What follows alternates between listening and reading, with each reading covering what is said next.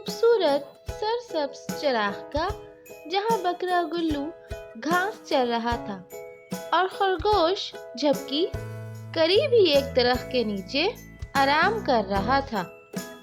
अरे गुल्लू भाई, तुम सारा दिन बस यही घास चरते रहते हो, कभी कुछ मजेदार खाने का नहीं सोचा? और तुम झपकी, तुम सारा दिन गाजर खाकर खुश रहते हो, कभी ताकतूर खाने का नहीं सोचा? भाई, गाजर में तो इतनी मिठास होती है कि दिल खुश हो जाता है। ये घास तो बड़ी बोर लगती है। झपकी, ये घास बोर नहीं है, ये मेरी जिंदगी की जरूरत है। ये मुझे मजबूत और सेहतमंद रखती है। अच्छा, लेकिन क्या तुमने कभी गाजर का मजा चखा है?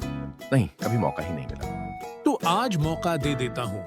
ये लो मेरी पसंदीदा गाजर, चखो और बताओ कैसी है। वाह, ये तो वाकई मीठी और मजेदार है।